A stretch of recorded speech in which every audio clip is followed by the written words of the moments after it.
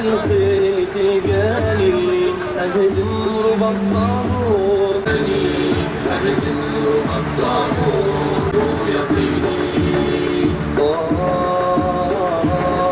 دربي يقيني لا تزهر صهيوني يا ظالم الله بقوته معنا ونطاقي رشاشي يا القدس نادى رجال Kahrolsun Amerika! Kahrolsun İsrail! Kahrolsun Amerika! Kahrolsun İsrail! Kahrolsun Amerika! Allahu Ekber! Bismillahirrahmanirrahim. Vessalatu vesselamu ala Resulillah. Kıymetli hür gençler, kıymetli Müslümanlar, bu soğuk havaya rağmen bu akşam burada 60 gün olduğu gibi bir kez daha mazlum Filistin halkının, mazlum Gazze halkının yanında olduğunuzu göstermek için geldiniz. Bu sizin samimiyetinizi, Kudüs davasındaki, Gazze davasındaki bağlılığınızı bir kez daha göstermiş ve burada ispat etmiştir. Bizler Aksa Tufanı operasyonuyla birlikte direnişin heyecanı ve ruhuyla ilk günden bu yana meydanlardayız, sokaklardayız. Bizler ilk günden bu yana, 7 Ekim'den bu yana işgal rejimi tarafından gerçekleştirilmek istenen soykırıma karşı her daim hiçbir taviz vermeden direnişin ve Filistin'in yanında olduğumuzu göstermek için sokaklardayız. Ve şu an dünyada veya toplumumuzda 60 gündür devam eden bu soykırıma karşı bir duyarsızlaşmaya, bir normalleşmeye maalesef ve maalesef şahit olmaktayız.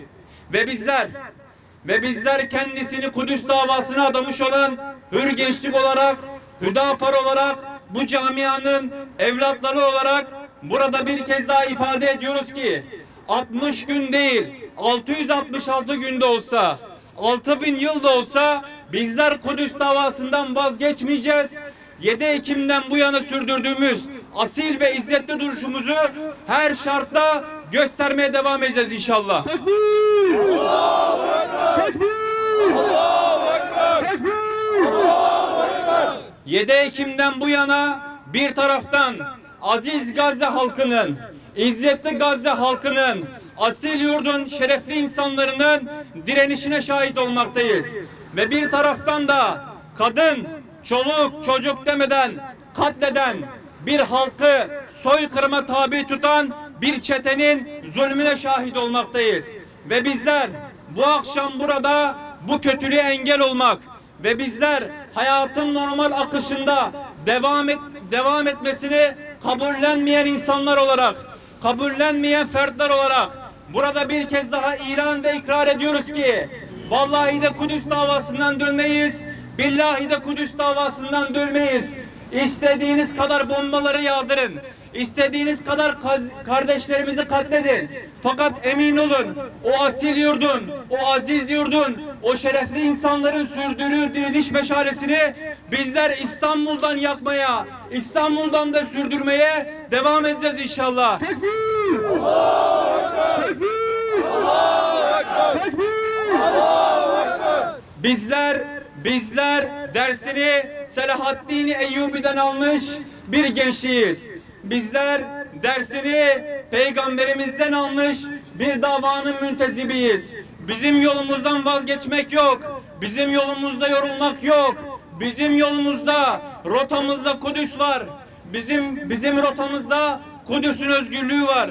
Ve bir kez daha diyoruz ki bizim rotamız Kudüs, parolamız ya zafer ya şehadet. Hamas'a selam, direnişe devam. Hamas'a selam, direnişe devam. Hamas'a selam, direnişe devam. Kıymetli arkadaşlar, sıradan topraklardan bahsetmiyoruz. Aziz ve mukaddes Kudüs'ten bahsediyoruz. Peygamberin mübarek ayağının dediği topraklardan bahsediyoruz. Öyle bir toprak ki insanlığın, Müslümanların yükseliş noktası. Öyle bir toprak ki uğruna kanlar akıtılan, uğruna eziyetler, zulümlere maruz kalan bir toprak. Ve öyle bir toprak ki o toprak ne parayla satın alınabilir ne de herhangi bir şey karşılığında, bir bedel karşılığında verilebilir. Değerli arkadaşlar, Kudüs Allah'ın yeryüzündeki ipidir. Ve bizler inanıyoruz ki İslam'ın yükselişinde, insanlığın yükselişinin de oradan gerçekleşeceğine inanıyoruz. Zira Allah'ın ipine toptan sarılmanın adresi Kudüs'tür, Gazze'dir bugün. Ve bizler buradan tüm Müslümanlara, tüm İslam ümmetine sesleniyoruz ki Allah'ın ipine toptan sarılmak için Kudüs'te buluşun, Kudüs'te yürünün, Kudüs'te yükselin. Tekbir! Allahu Ekber! Tekbir! Allahu Ekber! Tekbir! Allahu Ekber! Değerli arkadaşlar, elbette ki bu zulüm, bu soykırım yalnızca 7 Ekim'den başlamış değil. Bunun öncesi de var. Ve bunun öncesinde 75 yıldır büyük bir zulme maruz kalan bir halkın trajedisi var.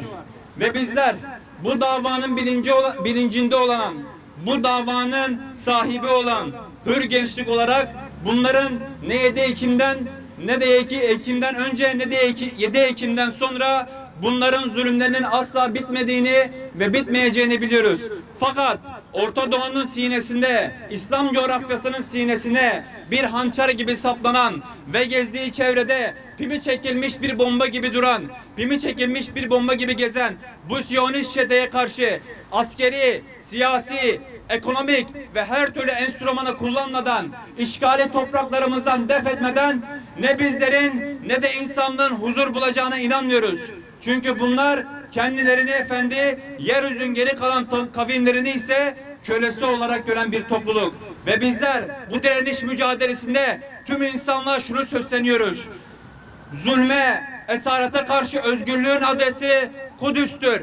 İzzetin adresi Kudüs'tür. Şerefin adresi Kudüs'tür. Eğer bu dünyada adaletin hakim kılınmasını istiyorsanız, hür bir dünyada, özgür bir dünyada yaşamak istiyorsanız Kudüs'te birleşin. Bu soykırıma sessiz kalmayın. Hayatın olağan akışında devam etmeyin. Kardeşlerimiz katledilirken, kardeşlerimiz bombaların altında can verirken bizler hayatımıza devam edemeyiz. Evlerimizde oturduğumuz gibi televizyon karşısında film izler gibi izlemeyi kabul etmiyoruz. Fakat idarecilerimize de sesleniyoruz. Sizler eğer bu zulmün durdurulmasında bu zulme dur demiyorsanız, elinizdeki yaptırım araçlarını kullanmıyorsanız tarihe ve insanlığa bir hesap vereceğinizin, çetin bir hesap vereceğinizi buradan bir kez daha ilan ediyoruz. Cenk, cihat, şehadet! Cenk, cihat, şehadet! Cenk, cihat, şehadet! Değerli kardeşlerim, Gazze'de Siyonist vahşet 63 gündür devam ediyor. Siyonistlerin Gazze'ye yönelik saldırılarında 7 Ekim'den bu yana 15.899 Filistinli katledildi. 42.000'den fazla yaralı kardeşimiz var.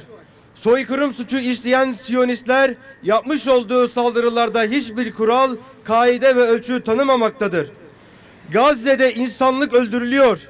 Masum çocuklar ölüyor, kadınlar ölüyor, ihtiyarlar ölüyor. Bugün Gazze'de insanlık tarihinde görülmemiş bir vahşet yaşanmaktadır. Emperyalist güçlerin desteğini arkasına alan Siyonist işgal rejimi bütün dünyanın gözü önünde Gazze'de soykırım uyguluyor. Ama İslam alemi sessiz, dünya sessiz, sözde insan hakları savunucuları başını kuma gömmüş durumdadır. Topyekun bir soykırım hedefiyle hareket eden işgalci Siyonistler mazlum Filistin halkını acımasızla katletmekte ve adeta bütün bir İslam alemine meydan okumaktadır. Filistin halkı yalnızca kendi topraklarını savunmamaktadır. Ümmetin izzetini ve kutsallarını savunmaktadır.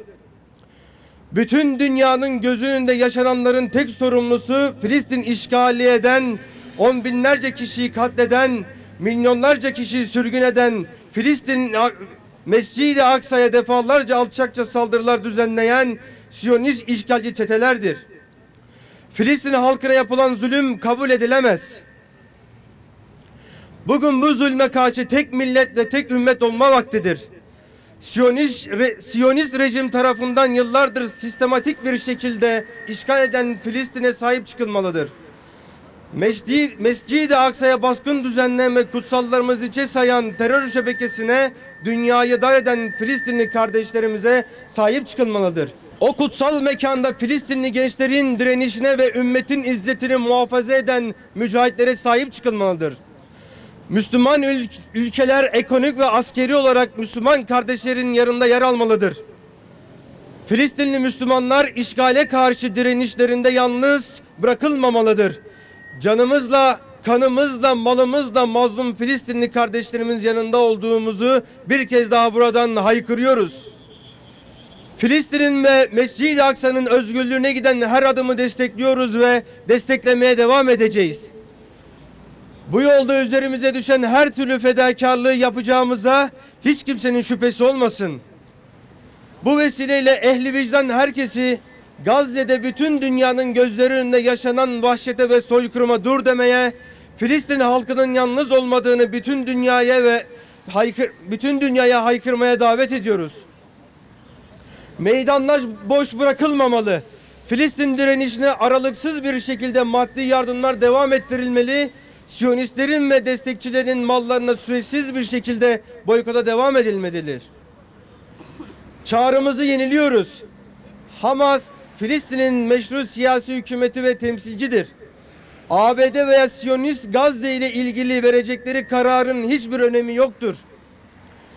Gazze'ye acil yardım koridoru kurulmalı. Türkiye bu işe öncülük etmelidir. Gazze'ye gidecek büyük bir yardım filosu deniz yoluyla ivedilikle yola çıkarak Gazze'ye ulaşmalıdır. Dünyadaki bütün vicdan ve insaf ehli bu filoya davet edilmelidir. Kürecik ve İncilik üsleri kapatılmalı. En azından bu katliamlar devam ettiği müddetçe faaliyetleri süresiz durdurulmalıdır. Kargo uçakları ve Türkiye limanlarından gemilerle Siyonistlere erzak taşınmasına izin verilmemelidir. İslam ülkeleri hep beraber Siyonistlere ciddi bir ambargo uygulamalıdır. Allah'ın selamı, rahmeti ve bereketi üzerinize olsun. Mescid-i Aksa'nın özgürlüğü için mücadele eden kullarına zafer nasip eyle. Mücadeleyi engelleyen her şerden, günahtan, hain gözden ve uyanık düşmandan sana sığınırız. Allah'ım düşmanın gözünü kör et, onları birbirine düşür. Ya Rabbi zalimleri zalimlere musallat eyle. Kahhar isminin tecellisiyle kahru perişan eyle. Bizleri onlara karşı zafere ulaşanlardan eyle. Bizleri fethin ve apaçık yardımının ordusu kıl.